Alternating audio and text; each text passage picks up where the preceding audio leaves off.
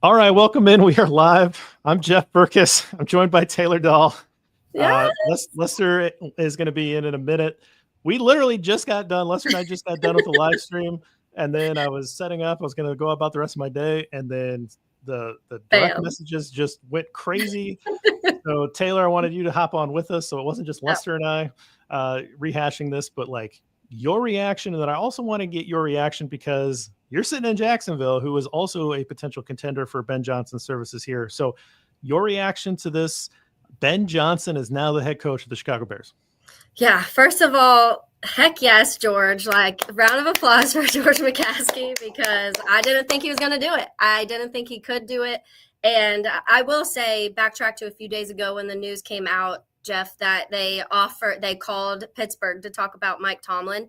And that point in time, I was like, they're serious this time. Like, they want to make a splash move. They're not scared to pay this go around, which has been some of the issues in the past. So at that point, I did feel a little bit different about it, but I had already kind of convinced myself that Ben Johnson, I was more leaning towards Raiders, honestly, just because I felt like everything was kind of in place at that. Some of the hirings they were getting were people they were talking to were Ben Johnson's people, and Tom Brady was in there. They're going to open their checkbook and pay whoever, and all of these things. So I kind of was leaning that way, even though here in Jacksonville, a lot of people were totally convinced. We had someone go on air last week on Thursday, Hayes Carline, who is one of our beat reporters, very close with a lot of people in the organization, very close with a lot of people around the league. And he said on Thursday that the percentage that he felt that Ben Johnson was going to come to Jacksonville was 23% on Wednesday, and it had jumped up to almost 80% on Thursday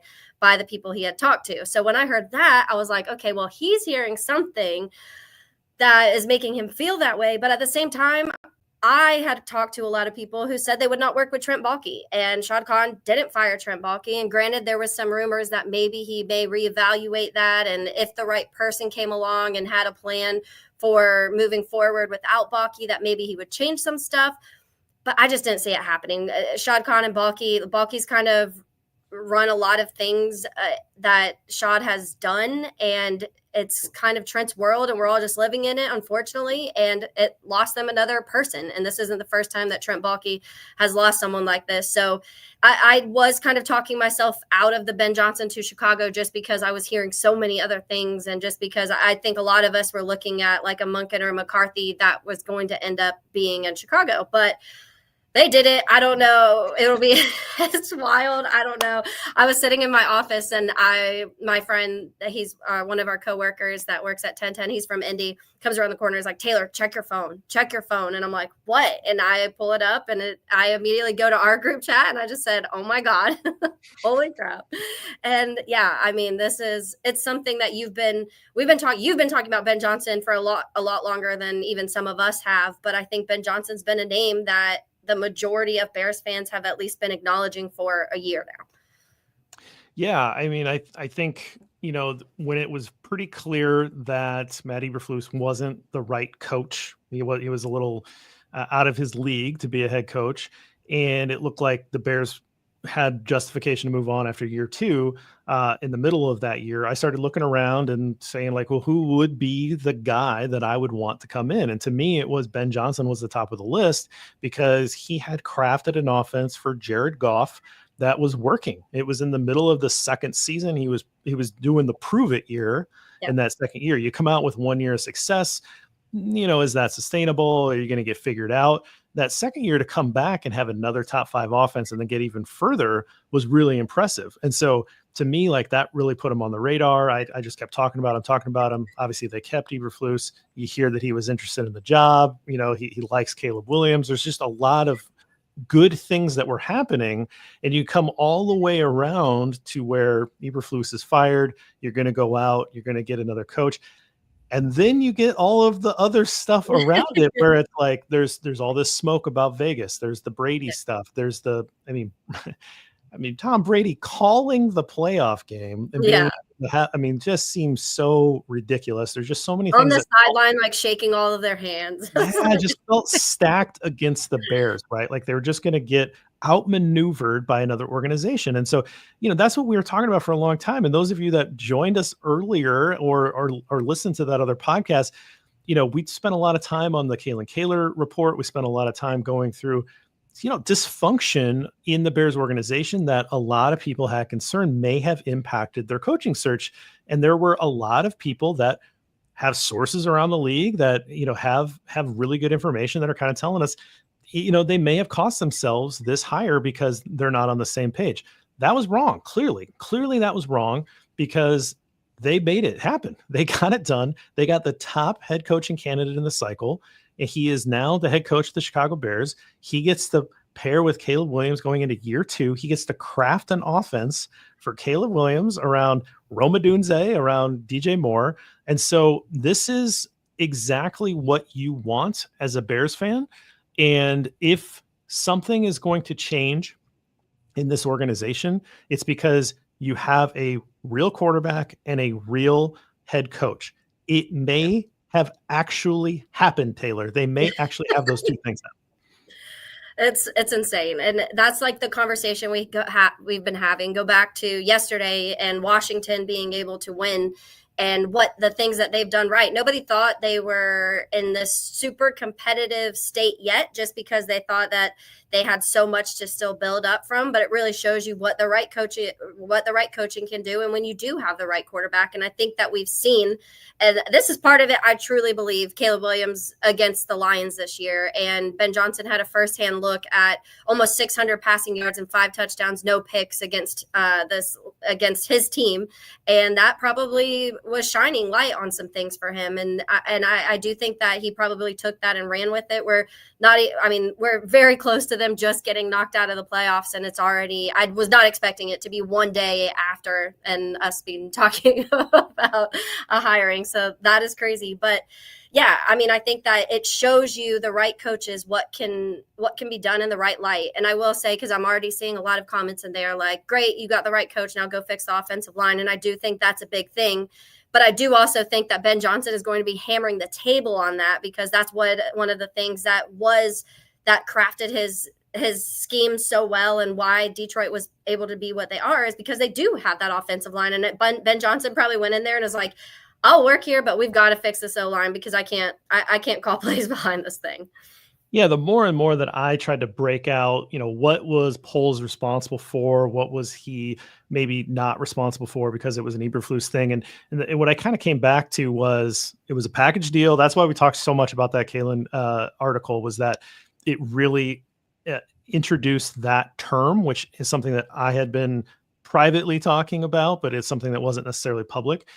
Okay, that hire was a package deal, but how many of the moves that Poles were making were because he was trying to support his head coach? Now, you can say that they weren't good moves or they weren't smart or, whatever, but was he giving his head coach what he needed? Right. Now you get a different head coach in here, and that head coach says, this is where I want to prioritize my draft capital. This is where I want to prioritize our spending. And you're going to meet him on some of those things because you want to keep your head coach. You want to provide the personnel for your head coach to run his offense, right? Yeah. That's why you invested in Tremaine Edmonds, because you wanted your head coach, that's your defensive coordinator, to be able to run his defense, right? Right or wrong, maybe you shouldn't do that, but that's really reflective of what a GM's trying to do. And so I would absolutely expect there to be much more investment in the offensive line now, because it's hard to have a great offensive line and a bad team.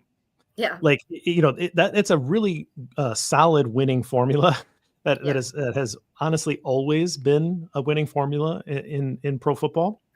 And so I would expect them to make that emphasis now, particularly because they made this coaching hire, particularly because they have Caleb Williams as their draft pick. Everything does line up. And I do think that's the direction they'll go. Yeah, and I think that's a really good point when it comes to the GM and the head coaches, and how much is weighed on each side, and how much GM's decisions are based on what they're hearing from their head coach and what their head coach is saying they need. Because when you go back, like the amount, yes, the Tremaine Edmonds, but also it's a factor of the Bears that is really good right now in the secondary, but all of the capital that the Bears have spent when it comes to Javon Dexter, when it comes to even like deeper in the secondary when we're talking about the corners and the safeties. When it comes to a Brisker and a Tyreek and everybody that they've put capital in, obviously Jalen Johnson was already here coming in, but that definitely was a Matt Eberflus thing where he was saying, hey, I could have this being a top 5 defense if we do this, this, and this. Hey. But yeah, so to your point, now you have an offensive minded head coach that's going to be in Ryan Poles' ear even more so, saying, okay, that's great. We have the secondary and we have all of these pieces on the defense, but get me an offensive line and we could score 40 points. Lester just joined us. Lester, I just saw you. We were, we were just, shooting the breeze as it were after our podcast. And I was putting up the podcast, which again, some of that stuff just don't listen to. Don't listen to me complain about the dysfunction at Hallis Hall, because it doesn't sound like there is this. Well, maybe there is, but it didn't matter in the end. They got their guy. I mean, I called you right away. This is the year 2025, and if your phone rings, it's like something's happening in the emergency room. Like it could be bad. And you're like, is this real? Is this actually happening? And I'm like, it's Tom Pelissero. It's 725,000 Twitter followers. It looks like a real thing. So, Lester, your reaction to this actually happening? So I just sat down. Right, we just recorded the pod. We spent about another hour afterwards just chit chatting. I sit down. I'm like, okay, let me just make sure I get this shared to all the social places over the podcast. Literally, as soon as I finish sharing it, the podcast, I look on Twitter and I'm like, what the hell is this? And I'm like, okay, let me make sure it's real. Make sure it's not a fake dude. And it's not. And I'm like, for right away, I'm like, oh my God, I gotta write a quick article. We got to see what's going on with the podcast. You call me. I'm like, great. Okay. Jeff will set up the stream. We'll get the podcast started. I cannot believe it happened this quickly. I mean, that was my first initial thing was, no in-person interview. This just tells you how much Ben Johnson wanted this job, right? Yeah. He's like, look, I don't need to meet you in person. I got Caleb Williams. Yeah. I got DJ Moore. Okay. I got Cole Kmet, right? I'm going to build my offensive dream and my vision around this. Ryan Poles. Let's see what happens here. But look, I'm sure you guys may have touched on this already, but Poles has gone out and gotten pieces for Flus. Yeah, we were just talking about it. He'll do the same for Ben Johnson. He'll go get guys that Ben Johnson wants to work with in free agency in the draft. And maybe there was another deal in place with Poles where he's aligned contractually with the coach here. And this is going to be the finally the dream of getting things here and getting a competent head coach in place. We may have it. Let me just run through the Tom Pelissero tweet deck here. About less than an hour ago, a new day in Chicago. The Bears are finalizing a deal to hire Ben Johnson as their head coach. Per sources, Johnson is set to fly there soon, and contract parameters are in place, barring a last-minute snag. The Lions OC lands with an NFC North rival. He says Tom Brady and the Raiders made a push for Ben Johnson. Jaguars also interviewed him, which is just like sorry, Taylor, but just like and also the Jaguars were involved, but Chicago was always the most likely landing spot. So I just like Tom Pelissero never really wavered here. And I think that's an important thing. I think he's connected in the building. He never really bought the other stuff. He was pretty consistent. Says negotiations heated up pretty quickly this morning. And now the Bears have landed a talented mentor for the number 1 pick, Caleb Williams. Another tweet: after turning down opportunities in each of his last 2 hiring cycles, Ben Johnson was in a better place this year to take the next step in his career. Also doesn't hurt the fact that the Lions were lost their divisional round game, but the first game they played. He's only 38 years old.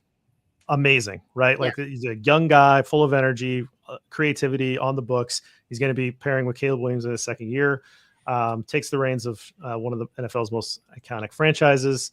And then blah, blah, blah, other teams, who cares? And then he has Ben Johnson has already been lining up staff, and former Saints head coach Dennis Allen is a prime candidate to be Johnson's defensive coordinator in Chicago.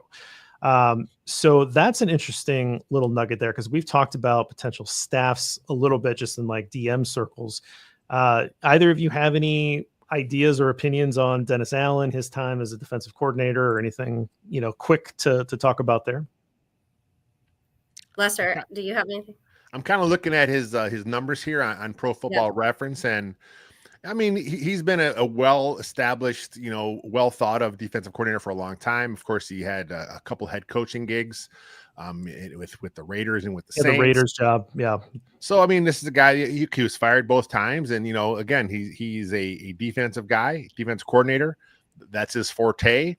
He runs a four-man front, so not a lot of changes. I don't believe we're going to see here with the Bears.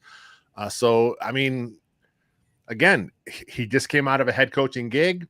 So one concern a lot of fans have, well, Ben Johnson never been the head coach. Okay, well, now he's got a guy on staff that spent 6 years in that job. So if this ends up being the guy, I think it's a home run hire.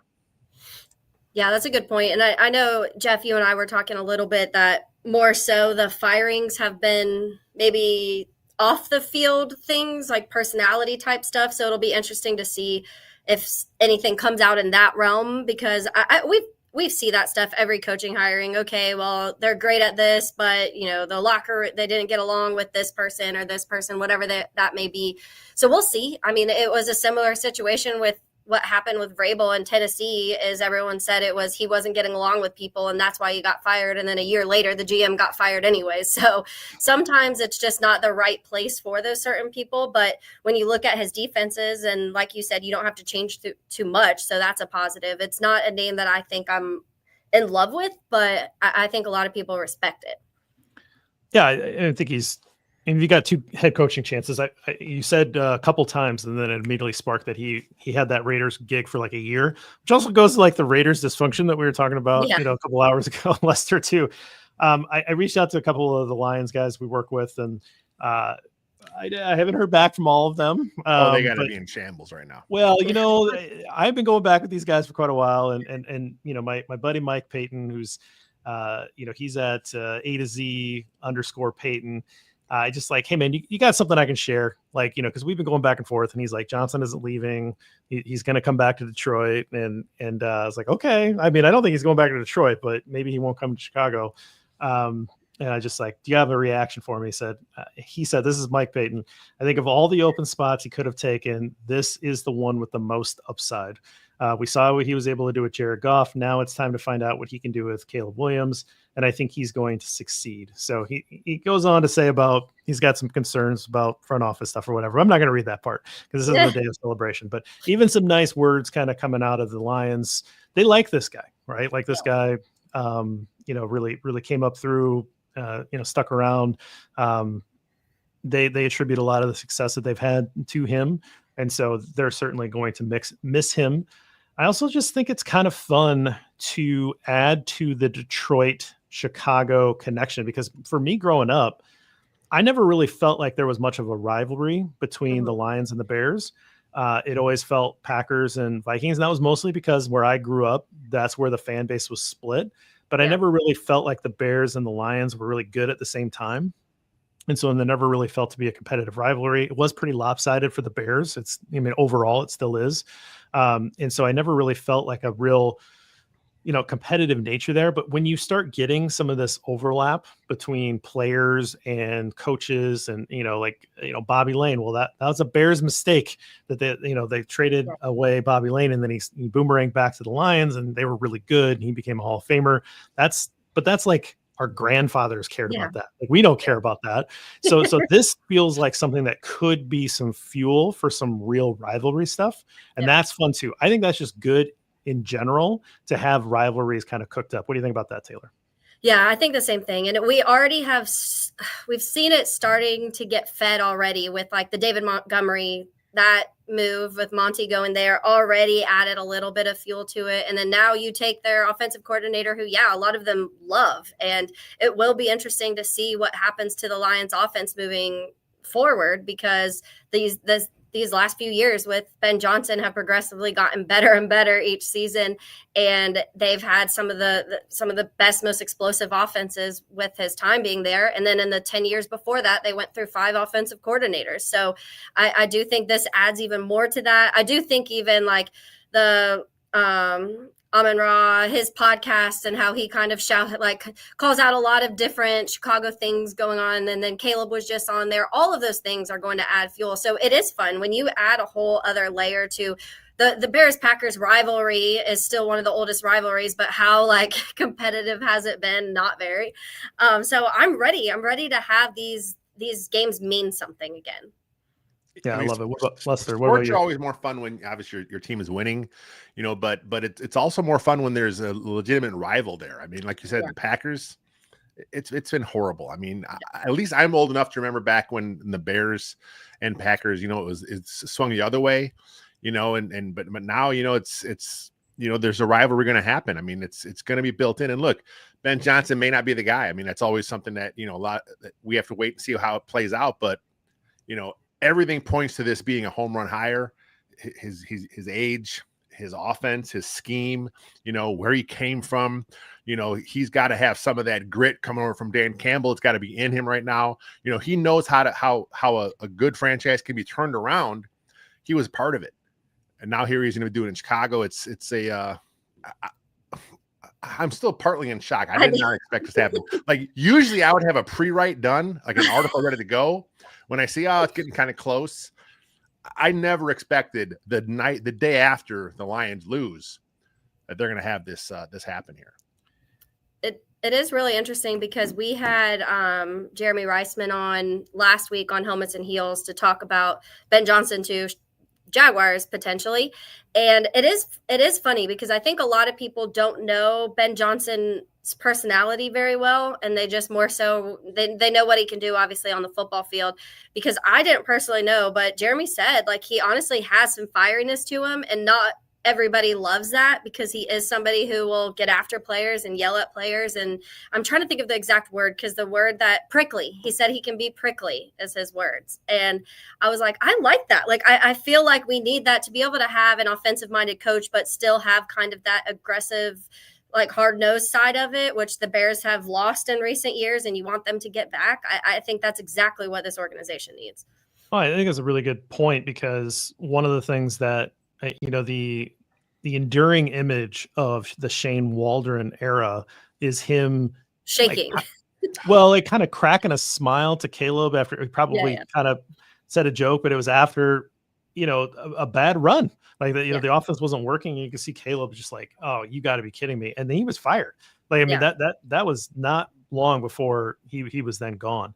And then you hear hey, we need people that are going to push us, keep us accountable. And, there's the fair reaction, hey, you're professional athletes that are making a lot of money. Keep yourself accountable.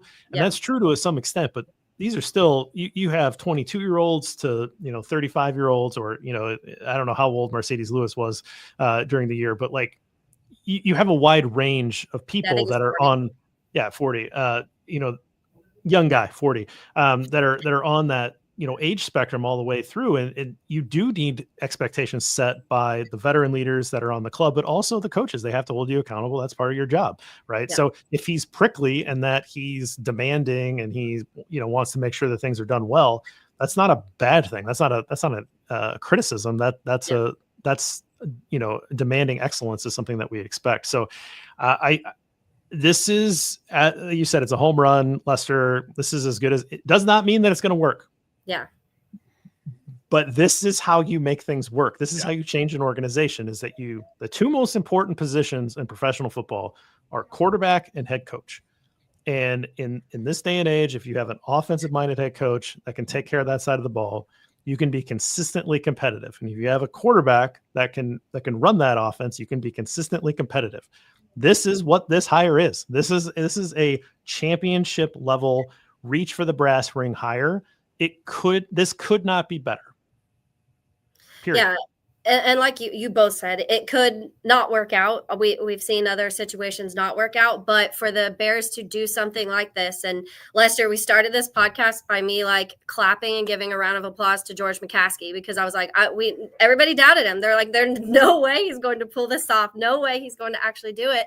And he did it. And I feel like this to me shows that they realize, number one, a few things. I think they all see Caleb Williams. They feel like Caleb Williams can be the future. And I think they also see a lot of other building blocks on this roster, to the point where they feel like a big coaching change could bring this team to postseason aspirations very quickly. And that's what the Ben Johnson name has rung throughout this whole last few weeks. Honestly, beyond that, when we go back to Eberflus getting fired after Thanksgiving and you start talking about names, Ben Johnson's the first name that everybody started bringing up of who could, but some people are like, oh, why would he want to go to the NFC North with how good all of the NFC North is? And why would he do that to Dan Campbell, go in division? And why would he do this? Because he's a competitor. These guys are ultimate competitors. And of course, he wants to be able to be the one to change the Bears organization moving forward.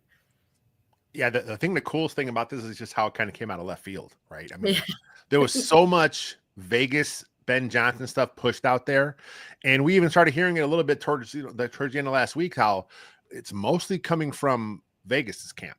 It's not coming from Ben Johnson's camp, which, these things leak through the media. This is kind of how things work out here, is we kind of see the whole process, but it was never from Ben Johnson's side of things.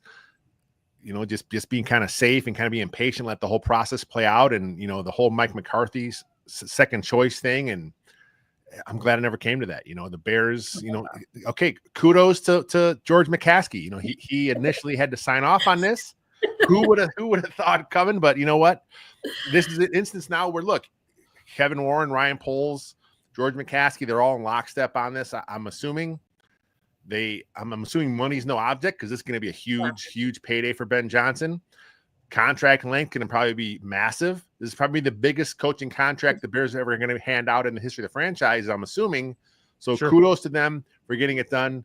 Dennis Allen coming in as the DC, if that's the hire, going to be a huge money being paid to him. They're still paying Flus. They're still paying Waldron. They're still paying all those guys. So the cheap franchise Chicago Bears are having a ton of money now being spent towards coaches, that are currently employed and not employed. So they made the right call, and it's maybe this is a turning point for the franchise. How long do you see the contract being? You see it like a 6-7 year? You would have to assume, right? 6-7 year. I mean, if someone that is in such a high demand as Ben Johnson, he was in demand last cycle, right? And then, here he is again in demand the second cycle. You've got even better this last season in Detroit. So you got to assume you're looking at 6-7 years. I'm not sure what the longest contract is that most teams give out, but 6-7 years, you're looking at, 15 mil range. Yeah. It's going to be massive. And that's what you need, though. Yeah. Put the guy in place, give him that sound sense of mind, and, go out and get the best staff around you and build this up around Caleb Williams in this offense. Yeah, one of the things when I was talking to some of the people around the league too, one of the quotes that stuck out to me when it came to Ben Johnson is they said Ben Johnson doesn't want to. It was actually with Tyler Forness with the Vikings, but he was talking a lot about Ben Johnson, and he said Ben Johnson doesn't care about getting a job. Ben Johnson wants the job. And so that quote already stuck out to me. And it also, if that to me shows he is the confidence level that he has in Caleb Williams. And he, like I said, he's seen the guy up close this season multiple times. Lit that defense up too. Yeah. I'm going to just run through a little bit of the comments here. Axel coming in with Gruden got 10 years with the Raiders. It was like 10 years, 100 million. I feel like they wanted to make like a splash move there. So I think it had to be 10 years to get up to that 100 million mark. I don't think it's going to be a 10-year contract. I think that's more of an outlier, but I would say that you're probably in the 6-year range. Maybe it's 7. I think Shanahan, his original contract was like 6 years. So that's becoming a little bit more of like the high demand guy gets 6 years. So I think that's probably part of it. Plus, the markets move up, and sometimes these guys want to go back and renegotiate another contract, right? Like, so you get enough to where you're taken care of for the rest of your life because this is guaranteed money. But then you also maybe want to come back and get another contract if you're doing well, right? I suppose you can always renegotiate the contract or tag on some extra years, but there's always that like play of like safety and, hey, you want to come back for another contract here, right? Yeah. I think Dave Canales honestly got a 6-year. I feel like I remember reading that. So well, and that's part of a franchise that needs to pay for somebody to come there, because that, if you have like a one and done cycle, you've got to pay extra for people to be attracted to the job. True. Yeah. So there's and maybe there's part of that for both too, right? Like there's a little bit with maybe some of the dysfunction that we talked about. So yeah. I was kind of going through the Twitter timeline, kind of seeing what the pulse is around the league. And, it seems like this kind of, not only did it shock Bears fans, just shocked a lot of people in the media. Because like I said, they all kind of had the same sense that it was still kind of up in the air. I know we talked about on our show this morning or earlier this afternoon, how there was some buzz building that, Johnson could go to Chicago, but still the general thought was take some time. He would go ahead and meet with the Raiders, meet with the Bears, and maybe the Jags are still in the mix, kind of weigh his options. But man, no point in weighing options when you got it locked in. And how awesome must that Zoom call have been, right? I mean, that must have really, he had all his questions answered. Yeah. Everything that he wanted to hear the Bears say, they said. So we talked about that alignment with the coach GM. Whatever they had to tell him, they told him. It's all locked into place. This is obviously where he wanted to be. There was a report that he wanted the Bears job last offseason. So I'm sure somewhere in the back of his mind, he was always thinking that this is the place. This is going to be the place I want to go. And to Taylor's point, he wants to compete with Dan Campbell. I mean, that's his mentor, right? I mean, that's the guy he came up with. He wants to kick his ass. That's what you want to do as a competitor. So this is awesome. Let's get the rivalry going. I know Lions fans are already in shambles. We did have a few come over to our site, right? I kind of checked the comment section there. Most are very, very positive. They're very, very appreciative of Ben Johnson. A few said, don't let no Lion trolls come over here and tell you guys he sucked, because he was incredible during his time in Detroit. Great hire. I hope he sucks now. That's pretty much that's the tone of the Lions fans on WCG. But I mean, that's what it is. I mean, this is a home run, man. I can't believe it actually happened this quick. We'll just hit one or two more and then we'll get out of here. Jake says, how good is that Dennis Allen? We talked about Dennis Allen a little bit. Certainly a guy that's well thought of as a DC. Any idea on OC? I think we've heard that Ben will probably get to take one assistant coach with him.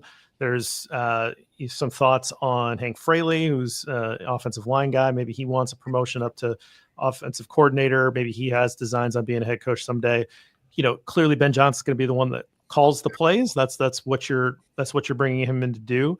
But the other guy that I've heard rumored that might come over with Ben Johnson would be Mark Brunell, who obviously Taylor would have some background with. So any thoughts on either of those guys from the two of you of what that could bring in terms of the offense as well? Yeah, the Mark Brunell conversation was obviously a big one in Jacksonville. Like that was almost if Ben Johnson comes to Jacksonville, Mark Brunell is coming with him. So it will be interesting to see if he goes to Chicago with him. I love Brunell. He holds a special place in all of our hearts in Jacksonville, but he's an incredible human. And I also think he is a good part of what Detroit's been able to do also. And the development, he's a really good player developer. Players just seem to be able to get along with him really well. And it's easy to say that of like, oh, he's a nice guy and a friend, but he knows that balance of being a friend and being a coach. So I would love that. It will be interesting to see if he tags along to Chicago with him. Yeah, I think Brunell will be a good option for the offensive coordinator. He's been the quarterback coach in Detroit, I think, for 3 or 4 years now. Obviously, he's worked closely with Ben Johnson in that offense, helped kind of get Jared Goff's career turned around. Hank Fraley, offensive line coach in Detroit, has been there since 2020, a longtime O-line guy, played in the league, offensive line as well. So, and we all know how good that offensive line is in Detroit. And, they didn't miss a beat when they had some guys in and out of that line with injury. So you're going to bring one of those assistants over. He's going to be your new offensive coordinator. He'll get the title bump, but like you said, Ben Johnson will still be calling plays, but still that's a good bump for either Fraley or Brunell. And again, it's going to hurt the Lions losing another top assistant. Yeah, absolutely. And I'll just go, maybe we just can end it with this one, which is from our guy, Dave. And he says, no boobery from the Bears here. So unbelievable. Again, the last episode, we kind of went in on them, right? We kind of went in on the Bears for that article that Kaylor had and really highlighting some of the dysfunction. It is what it is. It shine a light in a lot of ways, but also maybe it was an opportunity for Kevin Warren to say, yes, we know. Yeah. But the things are changing. Things are different, and this is how we're going to change them. And it changes now, and it changes here, and it changes from the top. So, I think that's a really good place to stop it. And again, if you listen to the last episode that we just put up, and are wondering why we're back so soon. This is why. I don't think we pull it down. I mean, it is what it is. It's there. The first part is, the reaction to the article and some of the things that are happening. But I think that the biggest takeaway from me, number one, this is the guy I've wanted. This is the guy I've wanted for a year and a half. This makes me incredibly happy. I'm an incredibly happy content creator, fan, everything in between, because this is going to be fun. Two, I think it signals that they absolutely know that they have to do things a certain way now, they being the front office. So if that's because Kevin Warren has been showing them that they have to upgrade things, like I know it's small, Lester, but the beat guys talking about the food's better in the press room, right? Like it's actually a professional organization, right? They flew in McCarthy on a private jet and didn't make him fly coach like they did to Dan Quinn a few years ago, right? Like they have upped their game, and that's a Kevin Warren effect, for better or worse. He has convinced George that you have to act this way in the year 2025, because all of these other franchises are. So this is how you do it. And so I think we have to allow some space for the idea that Kevin Warren has really had a positive impact on this team, but give credit to everybody around for being willing to up their game and go out and get the top head coaching option in this cycle. Ben Johnson is the head coach of the Chicago Bears. Let's do this thing, Lester. Yeah, I still can't believe it. I still keep checking the Bears site to see if it's posted yet, and I'm trying to. They're going to get some ink to dry with a happy face and post that out in a couple hours, and we'll all crack some bourbon or equivalent too. Yeah. We're going to leave it there. We lost Taylor because of her laptop dying. So she says, thanks everybody and bye. Everybody's so excited. She forgot to plug in her laptop. I didn't live stream this to YouTube at first. I had to correct that. We were just all madness. This was fun. Way too much talking for me. I'm starting to lose my voice. I'm excited. Lester's excited. We're going to get this thing done. Tons more that are going to come. I will tell you this much. Don't miss Bill Zimmerman's podcast this week, because that's going to be a lot of fun, because he had a ton of information flowing into him over the last couple of weeks. And so I'm so curious to see what his reaction is. He could not join us because he's at work right now. Enjoy this, guys. This is going to be good. This is a lot of fun. This is a turning point in the franchise right now. The Bears are back. Bears are back. All right, guys, take care.